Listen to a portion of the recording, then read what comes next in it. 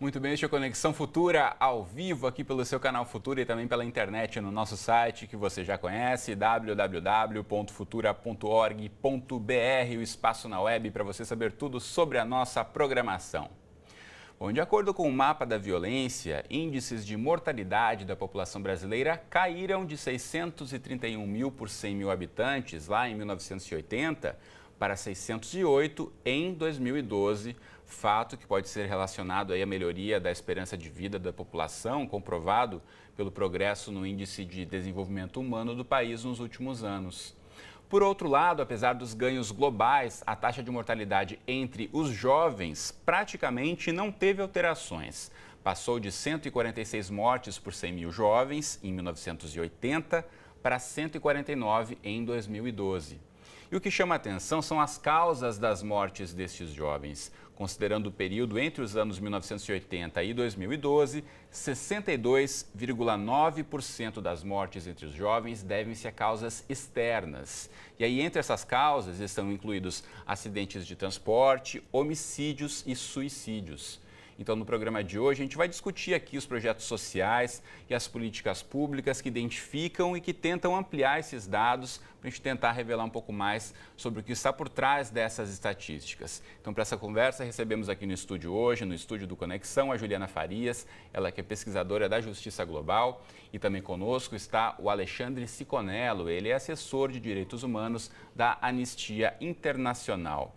Daqui a pouquinho a gente fala também com o Jean Andrade, ele é coordenador da ONG Alvo Virtual, lá de Porto Alegre, no Rio Grande do Sul. E você em casa, como sempre, também é nosso convidado, então aproveite aí para tirar todas as suas dúvidas, participe da conversa mandando mensagens, comentários, opiniões, conte pra gente aí como você enxerga a realidade da nossa juventude pelo facebook.com/canal Futuro Oficial, que está aí na sua tela. Junte-se a essa comunidade de mais de 300 mil conectados, deixe registrado aqui o seu recado, que daqui a pouquinho eu repercuto no estúdio com os nossos entrevistados. Ou ainda pela internet, mande mensagens para a gente no Twitter, o nosso perfil é o @canalfutura. Bom, você ainda tem como opção o nosso bom e velho telefone, que é o 0 Operadora 21 3523 4098. Aproveite aí, pegue o número que está na tela, ligue para a gente, mande o seu recado, enquanto eu dou as boas-vindas aos nossos entrevistados. Tudo bem, Juliana? Tudo bem, Alexandre? Bem-vindos à Conexão. Tudo bom com vocês? Tudo bom. Tudo ótimo. Bom, eu comecei falando um pouquinho aqui sobre os dados dessa questão da violência. O homicídio é um dos principais problemas aí relacionados à morte dos jovens no Brasil.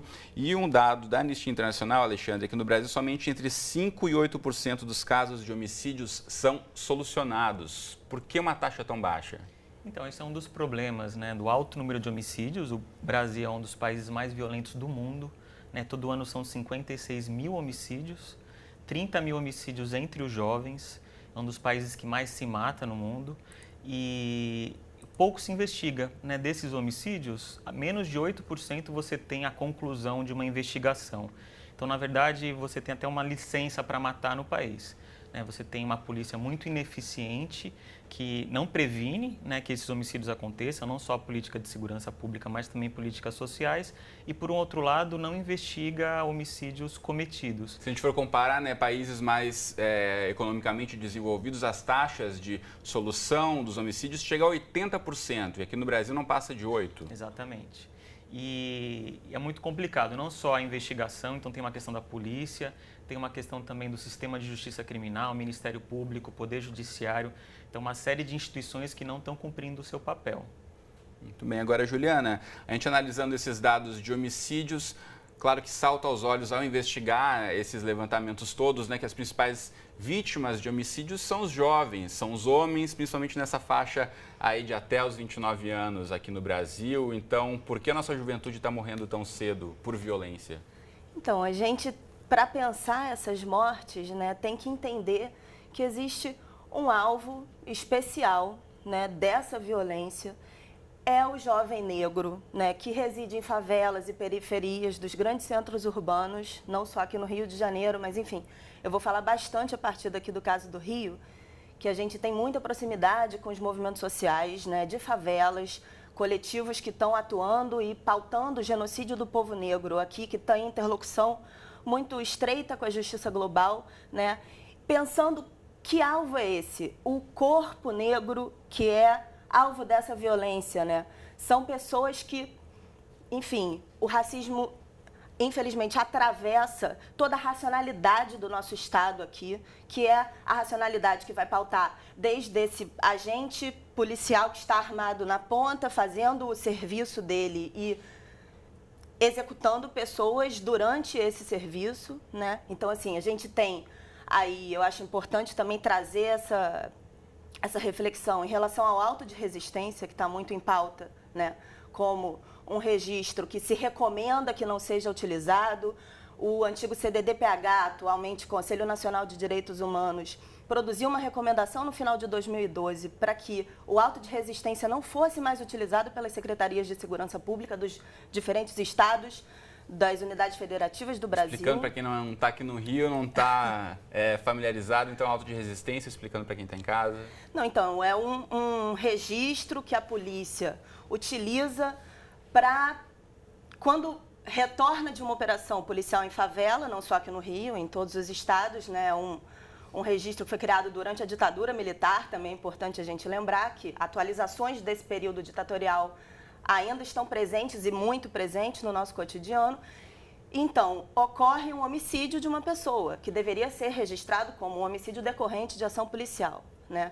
E, no entanto, o policial, quando retorna à delegacia e faz o registro da atividade, a pessoa que foi morta, ela é, naquele registro, apresentada como uma pessoa que atirou para resistir à ação policial. Como se fosse uma ação do policial como legítima defesa. E o policial tendo atirado para se defender. Então, assim, é um tipo de registro que tem que ser lembrado quando a gente está falando dessas letalidades e dessas mortes desses jovens.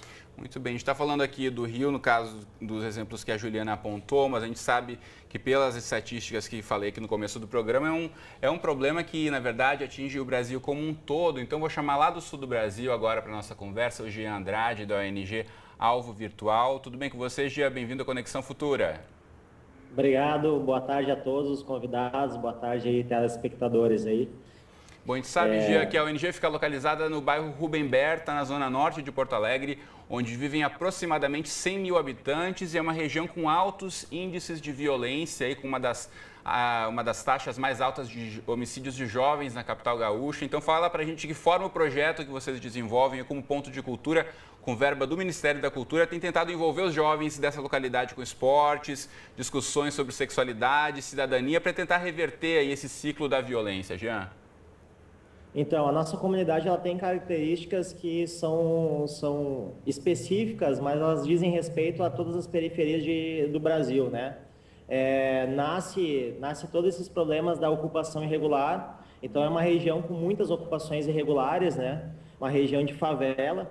Inclusive, a gente tem favelas em verticais, né? As antigas Coabs, por exemplo, que não se previu, né, dessas ocupações, não se tem a estrutura básica para atendimento desses jovens, né? Sejam áreas de lazer, seja escolas adequadas, né, espaços de convivência social. Então, a gente tem vários problemas aqui, de saneamento básico, a questão da saúde, da educação, que são de todas as grandes cidades e periferias do Brasil afora aí. A colega que está no programa, realmente, ela tem razão quando fala da letalidade da polícia, uma polícia extremamente letal, né? E essa situação também se repete aí no Rio Grande do Sul, Jean? Com certeza. Aqui, a gente tem uma experiência muito negativa quando se fala de violência juvenil, né? Violência contra jovens. A nossa área aqui, desde 2002, é recordista de assassinatos de jovens. Nenhum ano se matou 96 jovens adultos, isso no ano se eu não me engano, agora não me recordo bem o ano, mas se não me engano foi 2009, e a nossa entidade que nasceu em 2005, uma entidade de jovens para jovens, né? Nós que somos do movimento hip hop, somos do movimento skate, a gente vem trabalhando com a inclusão cultural desde 2005. Aí, a partir de 2010, a gente conseguiu entrar na rede dos pontos de cultura, que é uma iniciativa do Ministério da Cultura, que estimula organizações e movimentos que produzem cultura principalmente essa cultura descentralizada, a cultura popular, a cultura que atinge as vilas, que atinge as periferias. Então a gente conseguiu entrar na rede de pontos de cultura em 2010 e a partir do ano passado a gente conseguiu um convênio através da Secretaria Estadual de Cultura e Ministério da Cultura, aonde a gente teve um primeiro repasse para a compra e aquisição e implantação do nosso ponto de cultura. Mas desde 2010 a gente está atuando fortemente como ponto de cultura e a gente tem feito diversas atividades em todas as principais vilas da nossa região aqui. São campeonatos de basquete, são eventos de hip hop e dentro das escolas, em parceria com as escolas, a gente tem feito oficinas de skate e oficinas de hip hop. Um projeto que tem se destacado muito aqui na nossa entidade e aqui se destacado bastante, tem chamado a atenção, inclusive, da mídia, é o projeto com skate, que envolve alunos da rede pública de ensino, onde eles aprendem a andar de skate durante 3 meses e um dia eles fazem atividade de skate, no outro dia uma atividade de aprendizagem social, onde a gente aborda direitos humanos, violência, drogas. E esse projeto ele nasceu da necessidade da ociosidade do jovem, né? O adolescente, ele vai para o colégio na manhã e fica à mercê de todos os riscos sociais no contraturno escolar. E aonde uma comunidade que não oferece espaços e nem atividades esportivas, culturais, ele fica com um risco muito elevado de cometer crimes, delitos e consumo de droga. Então, Jean, com certeza uma questão que você está apontando aí, inclusive já foi aqui levantada por um espectador que participou com a gente aqui pelo Twitter. Você de casa pode e deve participar aqui, está rolando até um debate nas nossas redes sociais, então participe no Facebook, no Twitter ou no telefone. Aqui o Russell de Carvalho pelo Twitter disse exatamente isso, aí precisamos trazer as comunidades para dentro das escolas, uma colaboração que seja fundamental aí para ocupar esse espaço, trabalhando a educação alinhada junto aos projetos sociais. Eu quero aproveitar, já que o Jean falava do projeto desenvolvido lá em Porto Alegre, e mostrar rapidamente o site deles, que você pode acessar de qualquer parte do Brasil para conhecer um pouco mais sobre o Alvo Virtual, que é o site alvovirtual.com, que está aí na sua tela. Eu volto a falar com o Jean daqui a pouquinho, porque agora tem uma questão aqui apontada pelo Sidney, pelo Twitter, que eu quero perguntar aqui para o Alexandre e para a Juliana. O Sidney acredita que não tem como diminuir as estatísticas sem atacar o tráfico de drogas. Como é que vocês veem essa questão que diretamente está relacionada a muitas comunidades no Brasil, a questão da vulnerabilidade do jovem, a questão do tráfico está presente. Agora, políticas de ataque ao tráfico vão necessariamente se traduzir em diminuição da violência contra o jovem, Alexandre? Então, o que acontece, as causas, né, dessa violência são várias. Lógico que você tem também a presença de grupos criminosos, você tem jovens que se matam, né, entre eles, você tem a letalidade policial, né, em alguns estados, de 10 a 20% desses homicídios são causados pela ação da polícia, e muito dessa ação, a justificativa dela é a guerra às drogas. Então, em nome de uma chamada guerra às drogas, você comete execuções sumárias e abusa, né, da força de forma não proporcional contra jovens e contra essas comunidades. Mas uma coisa importante que eu acho que a gente tem que pensar sobre isso é evitar essa criminalização da juventude. Né? Como se a juventude ela potencial, vai se envolver, todo jovem fosse um criminoso. Potencial, né, se vai se envolver com tráfico ou o jovem vai se drogar. Então, assim, acho que a gente tem que tirar também que essa imagem, esse estereótipo associado à juventude, principalmente ao menino, né? Porque quem está morrendo mais no país são os meninos. 93% desses jovens que são assassinados são homens. Então, assim, há uma construção social também de uma imagem de um adolescente ou de um jovem na sociedade que tem que ser agressivo, né? Isso é estimulado, que você tem que ter poder, que você pode fazer e acontecer. Então, isso também, essa visão desse jovem, né, esse lugar social dele na sociedade, faz com que fique mais afeito a situações de vulnerabilidade e de violência. Não só no envolvimento com crime, mas também nas relações interpessoais. Há muitas mortes que são conflitos de trânsito entre vizinhos. Né? A violência no país ela é usada um pouco para mediar os nossos conflitos. Né? Uma banalização da violência e também uma certa indiferença a esse grande número de jovens que são mortos em razão, né, da disposição que a gente tem hoje também no país, de um grande número de armas de fogo aí à solta. Com certeza. Acrescentando a questão do tráfico de drogas, Juliana, eu quero aproveitar aqui e colocar a questão do Raul Damasceno Silva pelo Facebook. Obrigado, Raul, que ele aponta o racismo, que você já mencionou anteriormente. Ele diz que, infelizmente, é um problema ainda muito comum no nosso país, que a maioria dessas mortes são causadas, inclusive, por discriminação racial. A gente sabe, como bem disse o Alexandre, os dados mostram, né, quem morre são os jovens negros, de classes menos favorecidas. Então, de que forma você vê essa questão da sociedade que a gente está vivendo hoje, onde o acesso à arma é muito fácil, onde o conflito vai ser resolvido pela violência e o alvo mais fácil de ser atingido, infelizmente, é esse jovem homem que está morando em uma comunidade na periferia? Sim, eu entendo que a gente tem que trabalhar um deslocamento desse foco, porque enquanto se insiste de que o ataque tem que ser ao tráfico de drogas que está localizado na ponta, né, no varejo, nas favelas e nos territórios de periferia, enquanto se insiste nisso, a sociedade alimenta uma demanda por segurança, que é uma coisa hoje muito complicada, que a gente precisa refletir, porque quanto mais se demanda segurança, tanto segurança privada, né? A gente vê as pessoas nos seus condomínios, as pessoas investindo nesse tipo de segurança, câmeras, pessoas armadas, como disse o Alexandre, e também uma demanda por mais segurança do próprio governo. A gente vê as cidades cada vez mais militarizadas. Então, assim, um debate que é urgente e necessário é o debate da desmilitarização da segurança pública como um todo, né? As pessoas estão nas ruas demandando o fim da PM e esse coro pode ser reforçado para a gente debater mais seriamente a desmilitarização da segurança pública, não entendendo, e aí por isso eu disse deslocando o foco do tráfico que está localizado na favela, porque não entendendo aqueles residentes, e aí não só os jovens, mas as pessoas residentes em favelas e todo aquele território, como disse o Alexandre, é muito criminalizado, né? Desde a sua origem até hoje.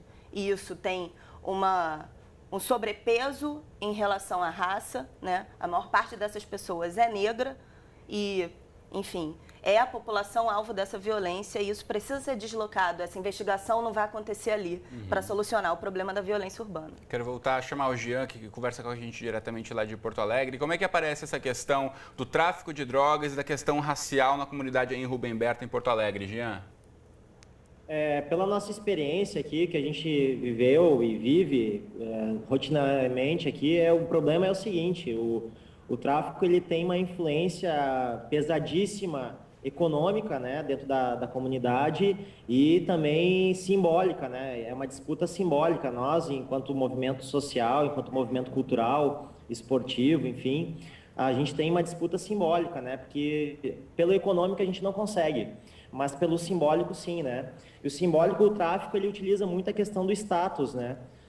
E aí ele utiliza vários artifícios, né? O poder que tem um traficante, o poder que tem uma arma de fogo dentro da comunidade, né? E o status que isso leva dentro da comunidade, o cara é respeitado, o jovem é respeitado, aquele que trafica, as pessoas têm medo dele, então... e o jovem quer ser reconhecido, quer ser respeitado como cidadão e não como traficante, né? E muitas vezes a gente não garante direitos e a gente não busca garantir essa cidadania ao jovem, né? E a gente cerceia ele na escola, a gente não estimula a criatividade nele na escola. A escola que só apenas escolariza, né? Ela não tem a questão simbólica da criatividade, da conexão dos seus conteúdos com a realidade, com a sociedade, não tem essa ligação com o mundo digital, com as redes sociais. O ensino ainda continua dizendo que Pedro Álvares Cabral descobriu o Brasil, é muito atrasado, assim, então... O jovem acaba indo para o simbólico, né? O tráfico tem essa influência, né? Através do simbólico e através do econômico. E outra coisa que colabora muito para fortalecer o tráfico é a nossa política atual de drogas, que mistura o usuário com o traficante, que não descriminaliza, não legaliza, não tira, não faz uma distinção entre as drogas, né? Uma coisa é a gente falar do crack, outra coisa é a gente falar de cocaína, outra coisa é a gente falar de maconha, né? E isso acaba criando vários problemas sociais. A gente não pode falar de tráfico e falar de droga utilizando as soluções que deram errado, né? A gente tem que pensar em coisas novas, né? Com certeza, Jean. Infelizmente o nosso tempo aqui já está chegando ao fim, mas agradeço muito a sua participação, mostrando um pouco também, revelando aí sobre a situação no sul do país, sobre a questão da juventude. A gente vai continuar acompanhando a questão de trabalho aí do alvo virtual, mas muito obrigado pela participação aqui no Conexão Futura. Um abraço para você. Certo, eu que agradeço aí a participação e eu só queria dizer também que a gente enfrenta o mesmo problema, a maioria dos homicídios é da juventude negra, realmente, e a gente está batalhando porque a gente acabe com, pelo menos diminua essa questão do racismo e institucional e violento que a gente vive no país aí. Com certeza. Um abraço para você. Obrigado a todos, um abraço. Deixa eu aproveitar e mostrar para você de casa outros sites que a gente sempre gosta de falar aqui sobre as informações, mas também divulgar aqui onde você pode buscar outros dados sobre os dados que estamos falando aqui no estúdio. Então, o Mapa da Violência está aí na sua tela para você, mapadaviolencia.org.br. Esse aqui, os dados já de 2014 dos jovens do Brasil. Tem uma série de recortes, inclusive esse que falamos aqui da morte dos jovens, mas tem muitos dados interessantes aqui, produzido pelo Júlio Jacobo Weisselfis. Você deve e pode procurar aí na internet, está disponível para todo mundo baixar, para você levar isso para os seus amigos, conversar, discutir essas questões aí, marco da mortalidade juvenil, homicídios. Aí tem a questão dos acidentes de transporte, número de suicídios, que também é muito grande entre jovens, a cor dos homicídios e tantos outros. Não deixe de acessar aí o mapadaviolencia.org.br. E o outro site que eu mostro para você agora também é o da Anistia Internacional, que tem um trabalho muito interessante em relação aos direitos humanos, não só aqui no Brasil, como em todo o mundo. Anistia.org.br é outro site que eu indico para você, representado aqui no estúdio pelo Alexandre Siconello. Tem uma participação que chegou para a gente aqui pelo Twitter do Jocélio, pessoal, que ele fala o seguinte: a morte dos jovens brasileiros é um índice muito alto, ficamos chocados e surpresos com conflitos como Gaza, mas não estamos em guerra e nossas estatísticas são assustadoras. É isso, né? O número de jovens mortos no Brasil se equipara ou até supera muitos conflitos que a gente fala tanto lá do Oriente Médio e em outras partes do mundo. A gente vive, de certa forma, uma guerra civil, só que não declaradamente com esse nome, né, Alexandre? Acho que isso é muito importante. Assim, se a gente pega os principais conflitos, o Iraque e Afeganistão no mundo, somados, não dá a quantidade do número de mortes no Brasil hoje. E por que a gente é indiferente a isso, né? Se a gente fala de uma guerra, a gente vive uma situação pior do que guerra, mais pessoas estão sendo mortas, especialmente os jovens, né? E os jovens negros. E por que a gente é indiferente quanto sociedade? Isso é uma questão que eu deixo também para os nossos telespectadores, né? O Brasil é um dos países mais violentos do mundo, né, em número de homicídios. E não é questão de ser um país pobre ou um país rico, né? Você tem norte da África, tem índices de homicídios baixíssimos. O Chile tem um índice de homicídio 10 vezes menor do que o brasileiro, em termos proporcionais. E como que a gente não sai às ruas para tentar mudar essa situação, né? Melhores políticas sociais, para mudar a política de segurança pública, pensar na desmilitarização, uma polícia mais eficiente. Porque realmente quem está morrendo são pessoas que são muito invisíveis. Né? Quem está sendo morto na periferia, né? São jovens que há também todo um estereótipo negativo de que estariam destinados a morrer. Né? Há um discurso público também de que esses jovens são ligados à criminalidade, mas você não discute que estão famílias, né? Famílias, mães, irmãs, né, que passam por essa situação, perdem seus entes queridos. Com certeza, isso a gente teria que fazer um programa inteiro para discutir, na verdade, né, o que fica da perda desses jovens. Uma vez que eles são mortos, ficam as mães, ficam as irmãs, ficam as mães dos filhos desses jovens que têm filhos muito cedo, muitas vezes. A gente já está chegando bem no finzinho do programa, só queria ouvir uma consideração da Juliana em relação ao que apontou aqui o Castelo Branco, lá de São João do Meriti, em relação à educação. A gente sabe que ensino integral tem sido muito discutido, mais tempo na escola, rediscutir a escola. Como é que você acredita que a educação no país poderia contribuir para reduzir esses dados? Em um minutinho, Juliana. Bom, entendo que a educação seja fundamental, mas especialmente numa educação que repense esse processo de criminalização. E aí, pegando o gancho do Alexandre, a criminalização não está só focando esse jovem, mas também sua família, como foi dito aqui, seria importantíssimo. E aí o direito à manifestação, as pessoas vão sim às ruas para falar sobre isso e demandar outro tipo de posicionamento do Estado em relação às mortes desses jovens. Mas, inclusive, essas manifestações são criminalizadas, né? Não só os protestos a partir de junho do ano passado, mas as favelas, quando vão às ruas, são tão criminalizadas ou mais. E, enfim, tem uma marcha agora contra o genocídio do povo negro que está pautando o extermínio da juventude negra. Seria até muito legal, eu sei que o Futuro é um canal que está aberto a esse tipo de pauta, então se convidasse os movimentos sociais que estão organizando essa atividade, que vai ser agora no dia 22 de agosto, para estar pautando esse tema aqui. Seria muito legal, Muito enfim. bem, então. A gente vai continuar essa discussão com certeza, mas por agora o nosso tempo acabou. Então, Juliana e Alexandre, muito obrigado pela presença comigo hoje no estúdio. Você de casa, foi um prazer recebê-lo aqui também. Espero você aqui de segunda a sexta ao vivo, 2h30 da tarde, nas representações 00:30 e 7h30 da manhã, ou então qualquer hora do dia e da noite lá no site do Futuro. Um abraço para você e até o próximo Conexão.